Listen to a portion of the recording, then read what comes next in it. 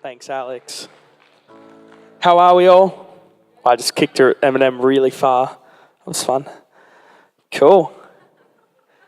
Youth Takeover. You never really know what to expect, right? It's not good. Who's excited for KFC tonight? I am so excited for KFC. In fact, I know for a fact that it has been picked up already. So I'm not going to preach for too long because I'm excited for KFC just like all of you. So we're going to enjoy that and have some fellowship afterwards.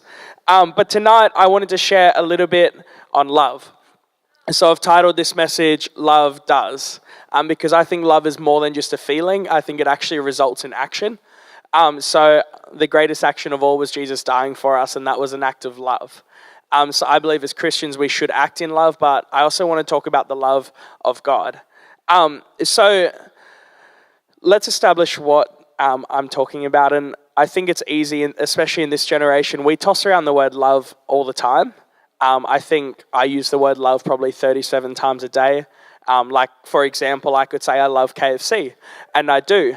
But the love I wanted to talk about tonight is the love that's spoken about in 1 John 4, verse 7 to 8. It says, "Beloved, let us love one another, for love is from God. And whoever loves has been born of God and knows God. Anyone who does not love does not know God, because God is love." There's something so cool when we hear about love, because love has the ability to break down walls. It has the ability to break down barriers. There's something so unique about love. And when you come into a place of love, you can actually feel it. You can actually identify it because you yourself actually change. So tonight I wanted to speak on 3 things that love does. The first thing is love sets free. Now, I am getting married quite soon. Yeah, holla. I'm quite excited for that. But something that I've learned along the way is that at first, you're not fully free with that person. But as you fall more and more in love with them, you actually become more free. And you begin to act more and more like yourself. You begin to actually open up fully. And it's the same way with Christ. The more we actually know him, the more we actually get closer to him, our true self is revealed, the self that he actually meant for us. Now, I'm a chaplain at King's Christian College as well. It's a good job. I work with some people in here and we have a lot of fun. But at the start of the year, our school was really struggling with the grade 11s in particular. Constantly there were prayer requests going past saying, please pray for the grade 11s, they just need Jesus. They were known as a disrespectful group. They were known as ones who actually didn't care about the consequences. They would intentionally do wrong and almost gloat about who got the biggest consequence. So they were quite a troublesome group. And the biggest prayer request was, let's lift up their camp and believe for revival. So we went into this camp and believed for revival. And I remember one boy in particular, it was so cool coming. I actually didn't go on this camp, but I saw all these kids leave how they were and then come back different. And there was one boy in particular who I spoke to after the camp, and this boy was probably one of the worst. He was only really at King's because he had a sports scholarship. So he had no interest in the academics. He had no interest in being respectful or following the school ethos or whatever. But instead, he just wanted to do what he wanted to do. And he came back from this camp, and I sat down with him, and I just started chatting to him, and I asked him what changed your perspective. And as clear as I can remember anyway, I think these are the words he used. I could never understand how a God could love someone like me. And I thought this was such a crazy testimony, because this kid, who honestly sitting in front of me, his actions were no longer hateful or uncaring, but rather his actions were filled with love and care. I've never ever seen someone so radically transformed in such a short period of time. He came back a different man, but rather the way that I would sum it up is he came back free. He actually came back from the bondages that he had. He went to this camp, he encountered the love of God. He realized that a God could actually love him through everything that he's done, through all of the wrong, all of the bad stuff, all of the family stuff. And he realized that there is a God that can love him, and he was set free. He was transformed over this camp, and he came back totally different. And that's what our God does. When we encounter his love, we can actually realize that we can actually be who he intended us to be. That's what I love about God. That's one of the things I love about God. He actually sets us free. The scripture that came to mind with this one, it's common and you'll all know it, but it's for God so loved the world that he gave his only begotten son, so that whoever believes in him shall not perish but have everlasting life. And why I picked that scripture? Because I think that sums it up. God freely gave his son out of love, and it means that we can walk in freedom. Real love sets people free. And that's why I love it, because as Christians in this place, maybe you're not, and I'll speak in a second about that, but as Christians in this place, if we can act with a love that actually sets people free, how powerful would we be in our everyday walk? I hope that this message through every single point can actually add to our walk. I believe that these are characteristics of God's love, but I believe that when we know God, just as that scripture said, we act with his love. So if we can act with a love that actually sets people free, that accepts them regardless of their background, so that people could comprehend that a God would love someone like them, our walk will become so powerful, and it will transform lives like that. His transformation was literally over 3 days, and it blew my mind because I was speaking to a totally different man. And that is how powerful the love of God is. And maybe you don't know God, maybe you don't know his love, maybe you don't, but I pray that tonight that this message, through these two more points, that you'll hopefully get an understanding. I don't mind if you change your views, like that's all on you, like I don't mind, but I'm just going to speak, and I ask that you open your eyes to an opinion change, because I've seen what God can do, especially through this young man. He just opened his eyes once. He was so far away from God before this camp. He went away, he opened his eyes once, and his life was forever changed. So these are just 3 things that God can do. The first one was set free. The second one is love redeems. Sorry. One of the qualities of love is redemption. I love this because to redeem means to actually bring them back to where they should have been going. Now, when I was in probably grade 7 or 8, I grew up through this youth ministry. And something that I was a part of was a youth life group. And I loved my youth life group. There was a bunch of boys, some of them here today. Hey, Dion. But we had a heap of fun, and something that we always did was whenever a public holiday or a student free day fell on a Friday, we would do a thing called all-day life group, because why wouldn't you? So there was probably about 15 of us in this life group at the time, my poor life group leader. But what we would do is we would go into the summit room, we would set up some Xboxes, we would put shades over the windows, and we'll play some games, some video games. We'll play some footy on the oval. We'll do a bit of everything. We'd get some lunch. Like, it was so much fun. But something that happened on this one particular time was we ordered pizza for lunch, and I'd left the room, and I don't really remember why. It could have been to go to the bathroom or something. But as I was on my way back, I saw whoever got the pizza walking back into the room. So me being me, knowing that a room full of 15 grade 7 or 8s would quickly demolish pizza, I ran up the stairs to go get it. However, one of the boys saw that I was coming and locked the door. Now, to this day, I give him the benefit of the doubt. I would like to believe that it wasn't super intentional, but I think it was a bit of a joke. But that's okay, we're still friends today, thankfully. But the thing that happened was, because there were shades over the door, like I mentioned earlier, no one else could see that I was locked out.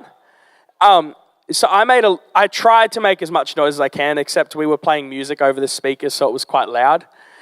So I banged on the door as hard as I could, until my fist hurt. So then I was like, okay, well, what else could work? So I kicked on the door as hard as I could, thinking that, well, my foot will probably make a louder noise anyway.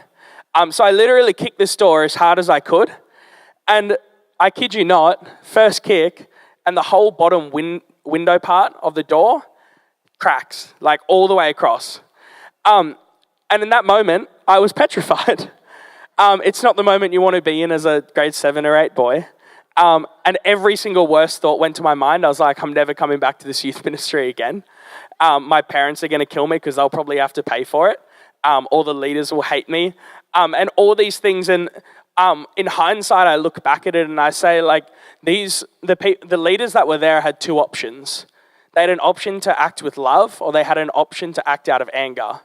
And I thank God that they actually acted out of love, because I don't know if I would still be here if they acted out of anger. I'm a big thinker, and I went through every option in my mind, and I probably wouldn't have been here if they went through any of those options.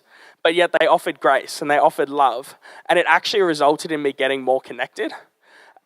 That's what I love, because love actually redeems. I could have been thrown off a bad path. I could have been kicked out of this youth ministry, or in my mind, I could have been offended and left, like whatever it was.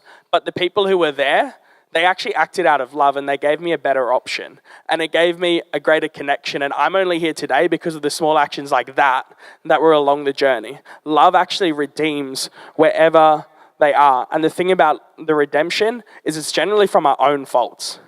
And that's what I love too. It doesn't matter what we've done to ourselves to get us into that fault, but love actually redeems us out of that. In John 21, verse 15 to 17, it says, when they had finished breakfast, Jesus was having breakfast with Peter. Jesus said to Simon Peter, "Simon, son of John, do you love me more than these?" He said to him, "Yes, Lord, you know that I love you." He said to him, "Feed my lambs." He said to him a second time, "Simon, son of John, do you love me?" He said to him, "Yes, Lord, you know that I love you." He said to him, "Tend my sheep." He said to him a third time, "Simon, son of John, do you love me?" Peter was grieved because Jesus asked him again. And he said to him, "Lord, you know everything. You know that I love you." Jesus said to him, "Feed my sheep." This story is really cool when you know the context, because this moment, for those who have been in church some time, you'll know that Jesus died and he rose again. This conversation was actually after Jesus rose again with Peter. But the thing that happened leading up to that point is when Jesus was taken away to be crucified, Peter actually denied Jesus 3 times. Peter was one of Jesus' most faithful disciples. He walked with him for 3 years. He literally devoted 3 years of his life to Jesus' ministry. And then Jesus went to go be crucified. And Jesus denied the existence, denied knowing him. He denied any part of Jesus about himself. And he did it 3 times. But in this conversation, I think it's so powerful because Jesus reminds Peter 3 times about it. And I don't think this one's on the screen, but it says in Matthew 16, verse 18, Jesus says, "And I tell you, you are Peter, and on this rock I will build my church, and the gates of hell shall not prevail against it." What I really love is throughout this journey, so Jesus says, "Peter, on this rock I will build my church." Then Peter denies Jesus 3 times, and then this conversation follows where Jesus has a conversation with Peter and says, "Peter, do you love me?" And each time Jesus is reminding Peter of each time that he denied him. But every single time it leads to, okay, feed my sheep, tend to my flock. And every single time Jesus says that, it would have been a reminder that your calling isn't over. That the position that you've put yourself in by denying me hasn't actually stopped your calling. Every single time Jesus points him back to his calling and says, "Look, you made a mistake, but I'm redeeming you from that mistake."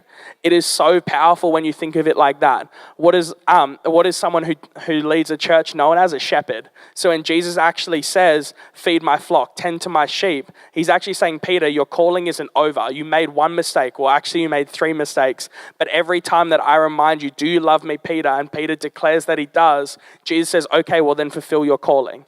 And I love it how every single time Jesus points him back to his calling, and it doesn't matter what he's done. That is the redemptive love of Jesus. It doesn't matter what we've done. It doesn't matter the biggest mistake of our lives, but it actually matters that we put our hand back up again because Jesus is faithful to forgive.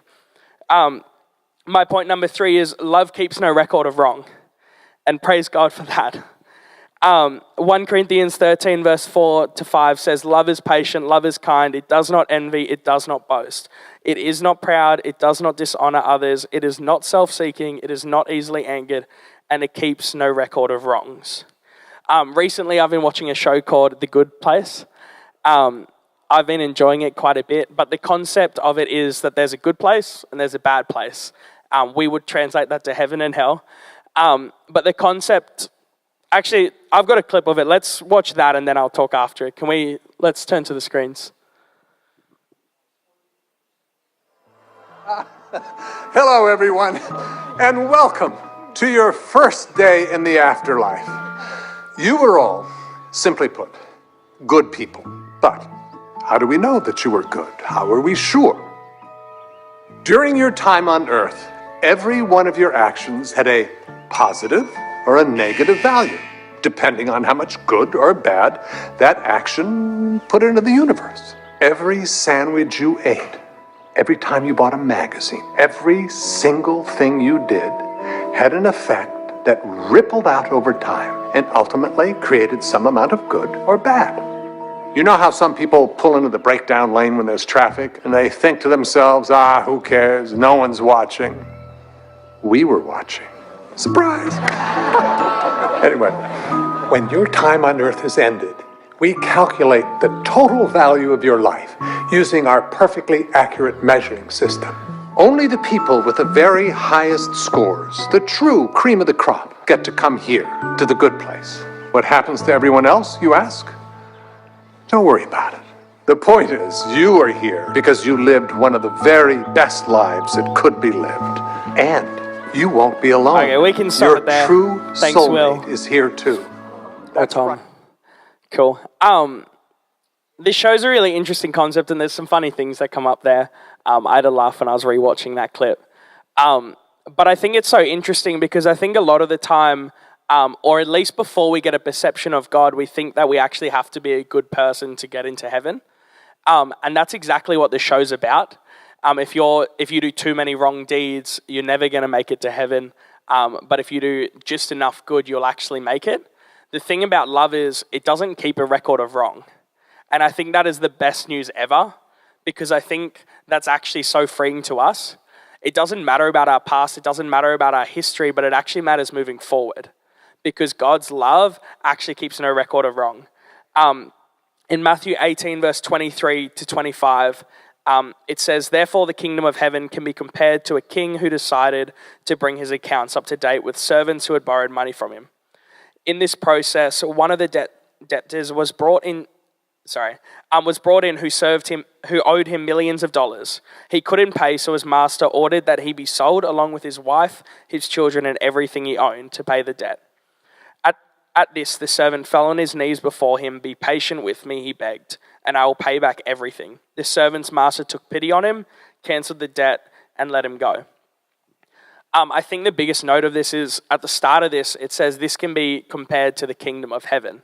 I think it's so cool how this servant had put himself millions of dollars in debt, but then he gets called in by the king and he's held accountable for his debt.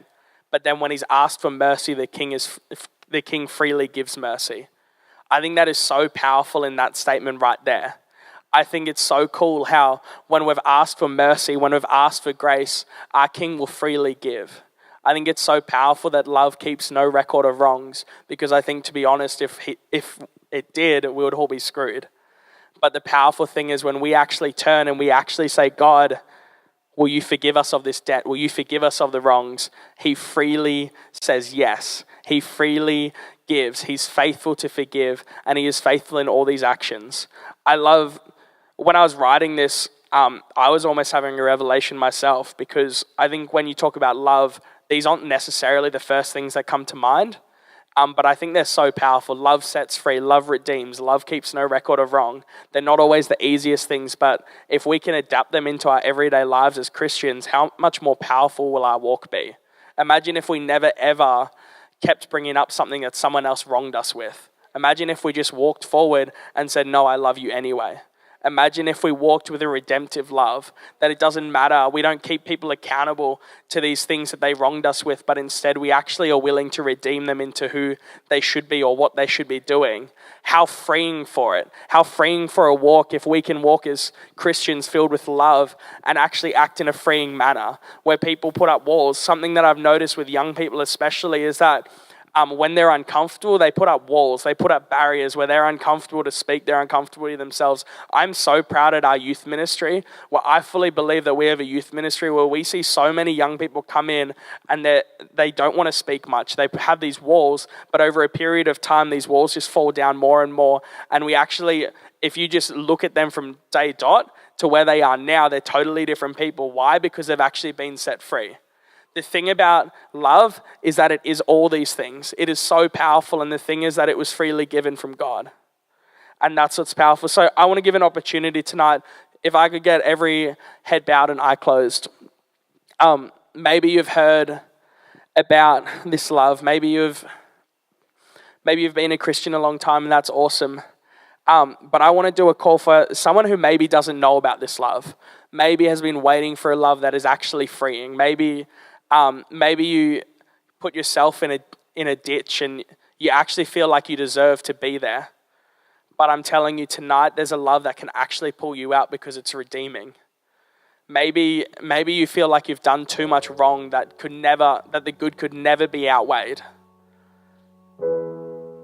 I don't know where you are tonight, but I want to give you an opportunity, because the fact is Christ died for you regardless of the past, regardless of the mistakes, regardless. And tonight he wants to set you free. Tonight he wants to redeem you. Tonight he actually wants to forgive those debts, because love keeps no record of wrongs. Tonight is the best opportunity for you. So if you have never ever accepted Christ, if you just need a love that is going to set free, a love that is going to redeem, would you just lift your hand tonight?